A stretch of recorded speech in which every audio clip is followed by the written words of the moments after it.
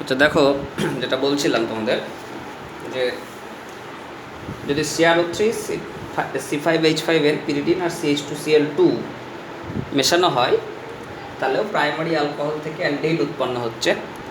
তাহলে এই বিক্রিয়াটাকে, এই যে রিয়েজেন্ট আমরা ব্যবহার করলাম, এটাকে বলা হচ্ছে কলিন্স বিকারক। এছাড়াও দেখো, আমরা প্রাইমারি অ্যালকোহলের সঙ্গে যদি CrO3 C5H5N HCl আর CH2Cl2 ব্যবহার করি, তখন এই বিকারকটাকে বলা হচ্ছে PCC, পিরিডিনিয়াম ক্লোরোক্রোমেট। এই পিরিডিনিয়াম ক্লোরোক্রোমেট এইটাকে বলে PCC, এইটার নাম হচ্ছে পিরিডিনিয়াম ক্লোরোক্রোমেট। আর CH2Cl2 এখানটায় দ্রাবক হিসাবে কাজ করছে, তখন এই বিক্রিয়াটাকে বলা হচ্ছে শরেট বিক্রিয়া। শরেট বিক্রিয়া, এই বিক্রিয়াতে আমরা দেখতে পাই যে RCHO অর্থাৎ অ্যালডিহাইড যৌগ উৎপন্ন হচ্ছে। এছাড়াও দেখো, আমাদের আরেক ধরনের বিকারক আছে, সেটা হচ্ছে K2Cr2O7 plus H2SO4 plus acetone.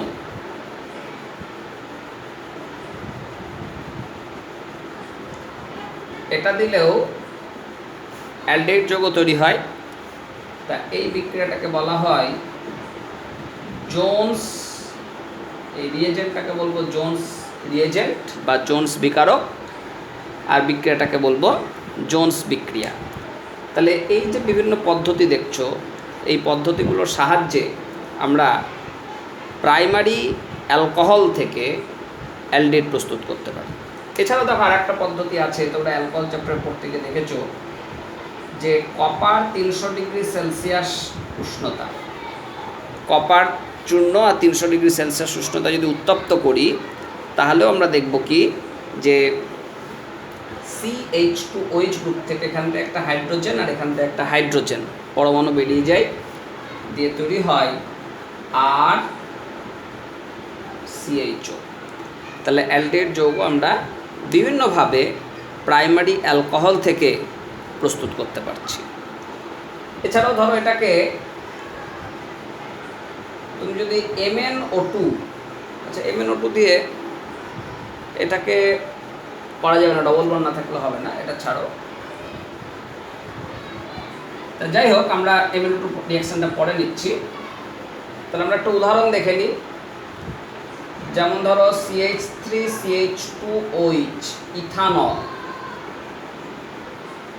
তাহলে এটাকে K2Cr2O7 প্লাস গাঢ় H2SO4, এটা হচ্ছে অল্প পরিমাণ, তাহলে তৈরি হবে কি CH3CHO অ্যাসিটালডিহাইড। এটার সঙ্গে সিলভার চূর্ণ, অক্সিজেন 250 ডিগ্রি সেলসিয়াস উষ্ণ, তাহলে তৈরি হবে কি CH3CHO। এটার সঙ্গে CrO3 C5H5N CH2Cl2, তাহলে এখানেও তৈরি হবে কি CH3CHO। CrO3 C5H5N HCl CH2Cl2, তাহলেও তৈরি হবে কি CH3CHO। K2Cr2O7 গাঢ় H2SO4 প্লাস অ্যাসিটোন, তাহলে তৈরি হবে কি CH3CHO। বুঝতে পারলে? বা ধরো এটার সঙ্গেই তুমি যদি কপার 300 ডিগ্রি সেলসিয়াস উষ্ণতা দাও তাহলেও তৈরি হবে CH3CH, অর্থাৎ আর গ্রুপটার পরিবর্তে যে গ্রুপই রাখবে তুমি সেই জাতীয় অ্যালডিহাইড যৌগ আমরা পেয়ে যাবো। অর্থাৎ এই যে বিভিন্ন পদ্ধতি আমরা শিখলাম এগুলো হচ্ছে সবই প্রাইমারি অ্যালকোহল থেকে অ্যালডিহাইড প্রস্তুত করার প্রক্রিয়া।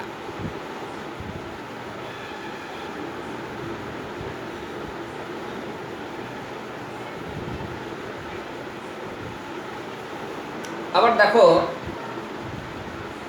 CH2 ডবল বন্ড CH2OH এরকম যদি অ্যালাইলিক পজিশনে OH থাকে, এটাকে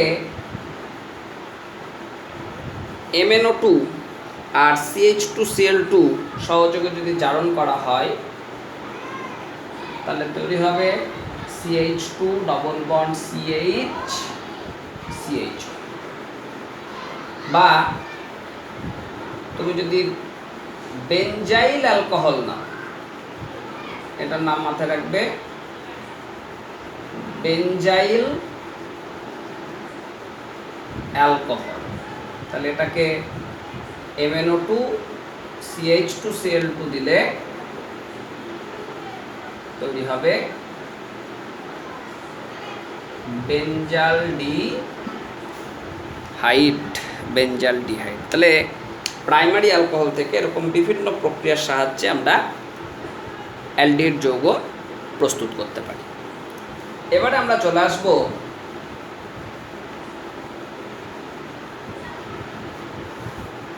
কার্বক্সিলিক অ্যাসিডের ক্যালসিয়াম লবণ থেকে। কার্বক্সিলিক অ্যাসিডের ক্যালসিয়াম লবণ থেকে আমরা কার্বক্সিলিক অ্যাসিড মানে বুঝি কি RCOOH, তাহলে এই কার্বক্সিলিক অ্যাসিডের যদি ক্যালসিয়াম সল্ট বলি তাহলে এটা ফর্মুলা হবে কি RC2CA। এখন আমি যদি অ্যাসিটিক অ্যাসিড নিই তাহলে এর ক্যালসিয়াম সল্ট আমরা বলবো কি CH3COO2CA, কারণ CA হচ্ছে দ্বিযোজী, তা যে দুখানা হাইড্রোজেন রিপ্লেস হচ্ছে, দুখানা RCOO গ্রুপ ক্যালসিয়ামের সঙ্গে যুক্ত হচ্ছে। ফর্মিক অ্যাসিড HCOOH, তাহলে এর ক্যালসিয়াম সল্ট কি বলবো HCOO2CA। তাই কার্বক্সিলিক অ্যাসিডের ক্যালসিয়াম লবণ থেকে যদি আমরা অ্যালডিহাইড প্রস্তুত করতে চাই তাহলে অবশ্যই তোমাকে এক অণু ক্যালসিয়াম ফরমেট নিতে হবে। যেমন এটার নাম হচ্ছে ক্যালসিয়াম ফরমেট। ক্যালসিয়াম ফরমেট এটার নাম কি বলবো, অ্যাসিটিক অ্যাসিড থেকে এসছে তাহলে এটাকে বলবো ক্যালসিয়াম অ্যাসিটেট, ক্যালসিয়াম অ্যাসিটেট। তাহলে আমরা যে কোনো কার্বক্সিলিক অ্যাসিডের ক্যালসিয়াম সল্টের সঙ্গে যদি ক্যালসিয়াম ফরমেট মিশিয়ে সেটাকে উত্তপ্ত করি, শুষ্ক পাতন করা হয়, তাহলেই তোমার অ্যালডিহাইড যৌগ উৎপন্ন হবে। যেমন কি বলছি CH3COO2CA প্লাস HCOO2CA শুষ্ক পাতন, তাহলে তৈরি হয়ে যাবে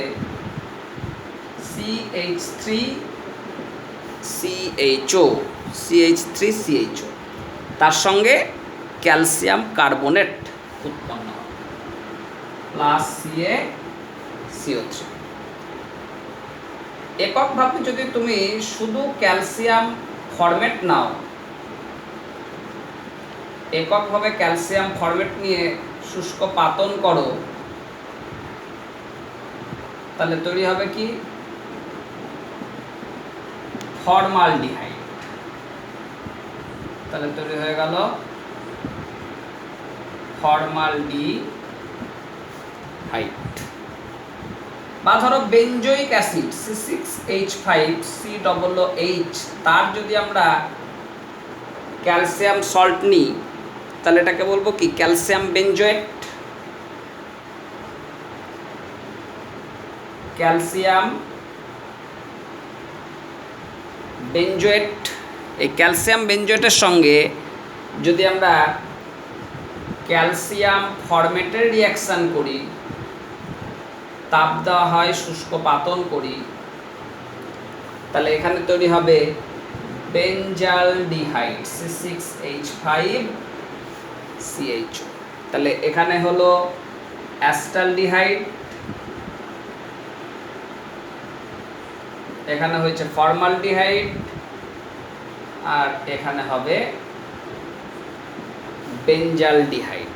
খুবই গুরুত্বপূর্ণ এই বিক্রিয়াগুলো, পরীক্ষায় আইডেন্টিফিকেশন হিসাবে অনেকবার প্রশ্নপত্রে তোমরা দেখতে পাবে টেস্ট পেপারগুলো করলে, বা কি ঘটে সমীকরণ সহ লেখো, এই জাতীয় প্রশ্নও আসতে পারে।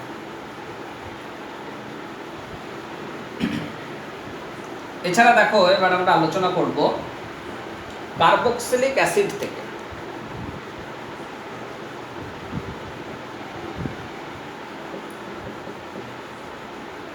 কার্বক্সিলিক অ্যাসিড থেকে, তা কার্বক্সিলিক অ্যাসিড থেকে যদি আমরা অ্যালডিহাইড প্রস্তুত করতে চাই, এখানে মাথায় রাখবে একটা কার্বক্সিলিক অ্যাসিড হিসেবে অবশ্যই ফর্মিক অ্যাসিডকে নিতে হবে। ফর্মিক অ্যাসিডের সঙ্গে অন্য তুমি কার্বক্সিলিক অ্যাসিড যে কোনো একটা নিতে পারো, তাহলেই তুমি অ্যালডিহাইড পাবে।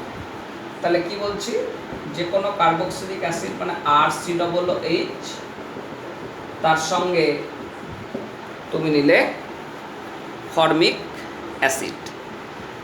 একটু ঘুরিয়ে লেখো, নাহলে মূলধনটা বোঝানো যাবে না। যখনই আমরা এই জাতীয় বিক্রিয়া করব, দেখা যাবে এই অংশ থেকে একটা পার্ট জল হিসাবে বেরিয়ে যাবে, এই অংশ থেকে এখান থেকে কার্বন ডাইঅক্সাইড গ্যাস বেরোবে, আর এই হাইড্রোজেনটা কার্বনের সঙ্গে যুক্ত হয়ে যাবে। এখানে রিয়েজেন্ট হিসেবে ব্যবহার করা হয় MnO2,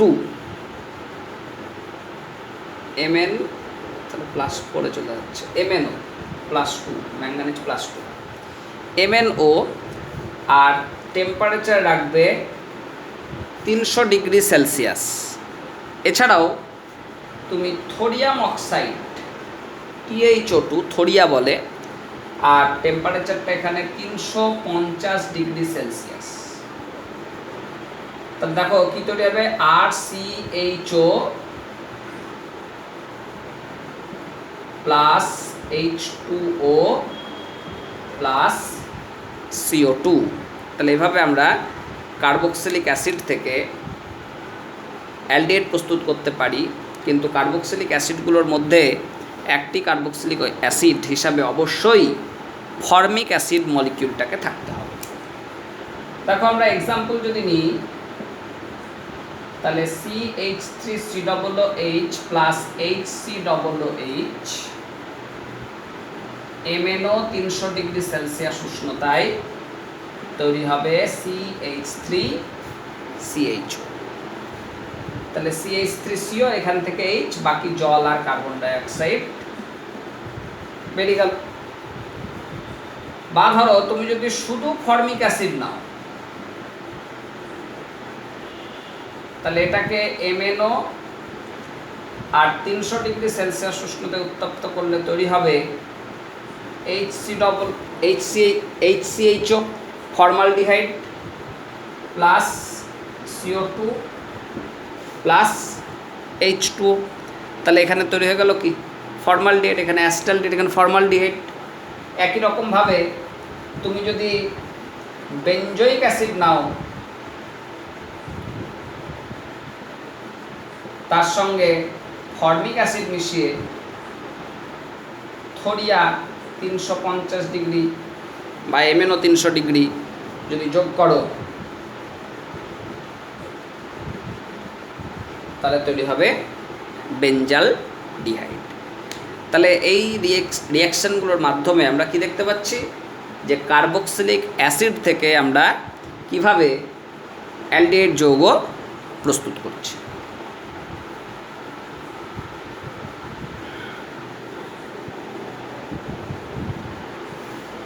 এর পরবর্তীতে আমরা একটা গুরুত্বপূর্ণ বিক্রিয়া পড়ব,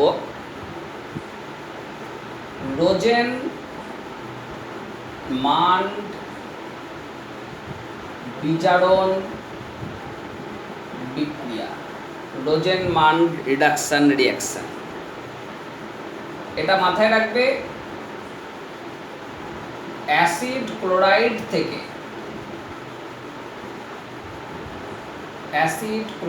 থেকে অ্যালডিহাইড প্রস্তুত করা যায়। অ্যাসিড ক্লোরাইড যৌগ থেকে অ্যালডিহাইড যৌগ প্রস্তুতি। তো দেখো, অ্যাসিড ক্লোরাইড থেকে অ্যালডিহাইড যৌগ যখন প্রস্তুত করি, অ্যাসিড ক্লোরাইড যৌগের জেনারেল ফর্মুলা হচ্ছে RCOCl। এটাকে যদি PDBA-SO4 সহযোগে জাইলিনের উপস্থিতিতে ফোটানো হয়, ফুটন্ত জাইলিন, তাহলে এটা RCHO অর্থাৎ অ্যালডিহাইড যৌগে পরিণত হয়। তার সঙ্গে উপজাত হিসাবে HCl পাওয়া যায়। তাহলে আমরা যে কোনো অ্যাসিড ক্লোরাইড যৌগ থেকে অ্যালডিহাইড প্রস্তুত করতে পারি।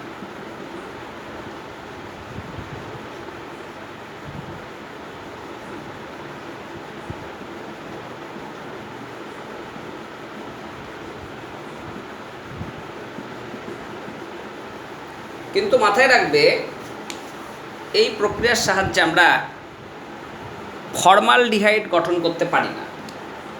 কারণ ফর্মালডিহাইড গঠন করতে গেলে আমাকে দিতে হবে কি, HCOCl, ফরমাইল ক্লোরাইড। তাকে যদি আমরা এটা দিই তাহলে ফর্মালডিহাইড হবে। কিন্তু এই ফরমাইল ক্লোরাইড যৌগটা সাধারণ উষ্ণতায় অস্থায়ী। মাথায় রাখবে, যৌগটি সাধারণ উষ্ণতায় অস্থায়ী। তাহলে ফরমাইল ক্লোরাইড যেহেতু সাধারণ উষ্ণতায় অস্থায়ী, তার জন্য আমরা ফর্মালডিহাইড যৌগটা এই বিক্রিয়ার সাহায্যে প্রস্তুত করতে পারি না। আর এই বিক্রিয়ায় মাথায় রাখবে, এই কুইনোলিন যেটা আছে, এই কুইনোলিনটাকে বলা হচ্ছে অনুঘটক বিষ। প্যালাডিয়ামটা হচ্ছে অনুঘটক, আর কুইনোলিন এটা হচ্ছে অনুঘটক বিষ। এর কাজ হচ্ছে প্যালাডিয়ামের যে অনুঘটন ক্রিয়া, সেই অনুঘটন ক্রিয়াটাকে কমিয়ে দেওয়া। না হলে এই তোমার অ্যালডিহাইডগুলো পুনরায় বিচারিত হয়ে গিয়ে অ্যালকোহলে পরিণত হতে পারে। তাহলে মাথায় রাখবে,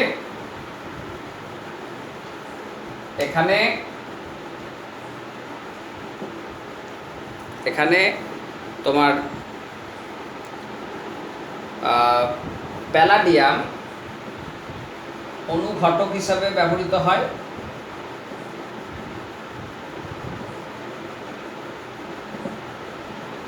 ও কুইনোলিন সাধারণত তোমার আমরা কি করছি, জাইলিন ব্যবহার করছি, তার সঙ্গে আবার একটু সামান্য কুইনোলিন মিশিয়ে দেওয়া হয়, যেটা অনুঘটক বিষ হিসাবে কাজ করে। বেরিয়াম সালফেটও তোমার অনুঘটক বিষ হিসাবে কাজ করতে পারে। বেরিয়াম সালফেট, কুইনোলিন এগুলো সাধারণত একটু মেশানো হয়, সালফারও মেশানো হয়,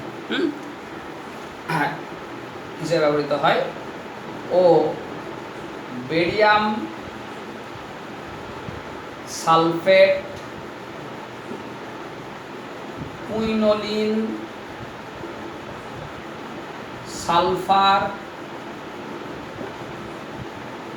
ইত্যাদি অনুঘটক বিষ হিসাবে ব্যবহৃত হয়, যা প্যালাডিয়ামের অনুঘটন ক্ষমতাকে কমিয়ে দেয়।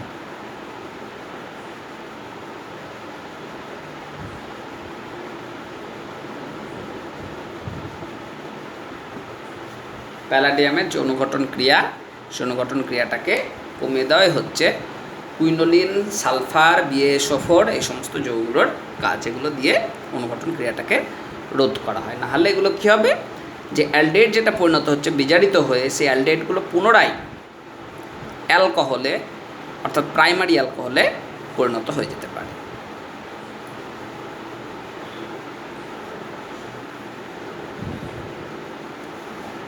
নেক্সট দেখো, আমরা এই অ্যালডেট প্রস্তুত করার জন্য আর একটা বিকারক ব্যবহার করতে পারি, যেটা আমরা আগে অলরেডি আলোচনা করেছি।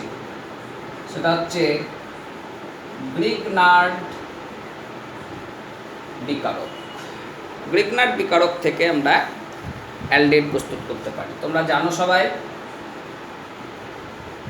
যে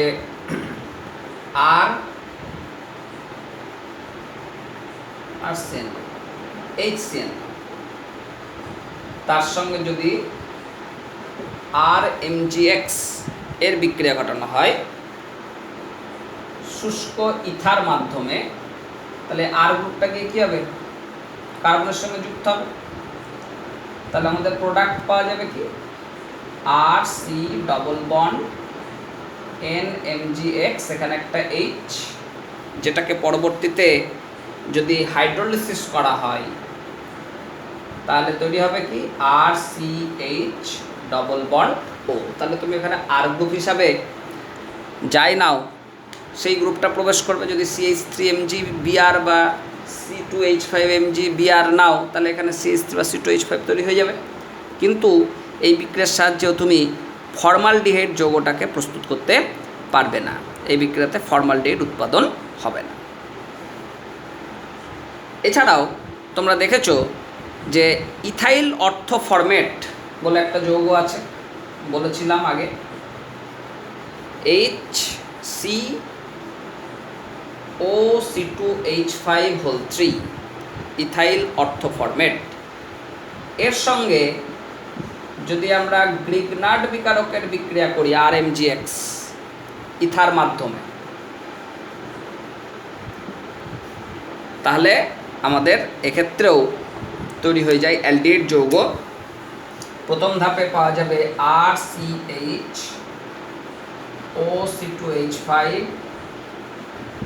OC2H5 যেটাকে অ্যাসিড হাইড্রোলিসিস করলে তৈরি হবে RCHO। তাহলে ইথাইল অর্থোফরমেটের সঙ্গে বা হাইড্রোজেন সায়ানাইডের সঙ্গে গ্রিগনার্ডের বিক্রিয়ায় আমরা অ্যালডিহাইড পাচ্ছি। তাহলে এটা হচ্ছে হাইড্রোজেন সায়ানাইড,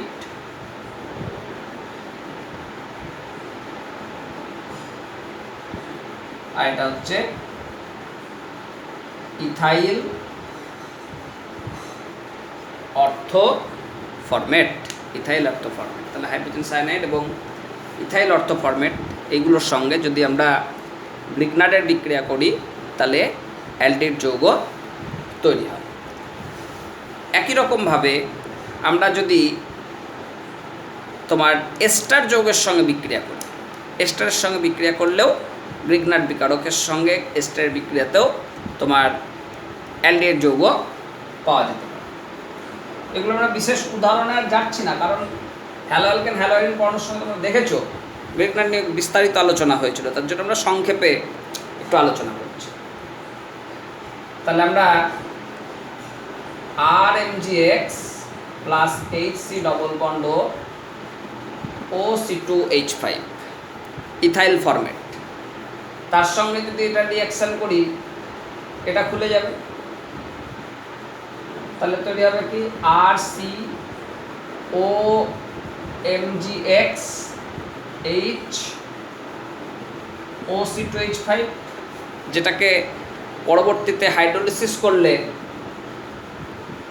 কি হয়, এই গ্রুপটা এখানে খুলে চলে আসে, এটা এখানে খুলে যায়, দিয়ে তৈরি হয়ে যায় RCHO অ্যালডিহাইড। তাহলে এভাবে আমরা কি করছি না, তো গ্রিগনার্ড বিকারকের থেকে বিভিন্ন রকমের অ্যালডিহাইড যৌগ প্রস্তুত করতে পারি।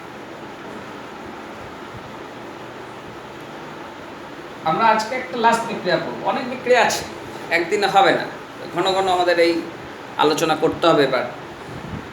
তা দেখো আমরা নিচ্ছি স্টিফেন বিক্রিয়া। নেম রিঅ্যাকশন একটু মাথায় রাখবে, এটা অ্যালকিল সায়ানাইড যৌগ থেকে করা হয়। অ্যালকিল সায়ানাইড থেকে। অ্যালকিল সায়ানাইড প্রকাশ করব কি দিয়ে? আরসিএন। এটাকে যদি স্ট্যানাস ক্লোরাইড SnCl2 তার সঙ্গে গাঢ় HCl এবং পরবর্তীতে এটা 1 নম্বর দিয়ে দাও, 2 নম্বরে যদি জল দিয়ে উত্তপ্ত করা হয় তাহলে RCN যৌগ থেকে RCHO যৌগ পাওয়া যায়। RCN থেকে RCHO। তাহলে আমরা যদি CH3CN নিই, এই রিয়েজেন্ট দিই, তাহলে তৈরি হবে কি CH3CHO। ওই বেনজিন বলয় তার সঙ্গে যদি CN নাও তাহলে কি হবে? বেনজিন বলয় তার সঙ্গে CHO। তাহলে এইভাবে আমরা স্টিফেন বিক্রিয়ার সাহায্যে অ্যালকিল সায়ানাইড যৌগ থেকে অ্যালডিহাইড যৌগ প্রস্তুত করতে পারছি। তাহলে এই আপাতত এই বিক্রিয়া কটা তোমরা তৈরি করো, লিখে লিখে পড়ো। নেক্সট আমরা অ্যালডিহাইড প্রস্তুতির আরও বিক্রিয়া আছে, সেগুলো পরের ক্লাসে আলোচনা হবে।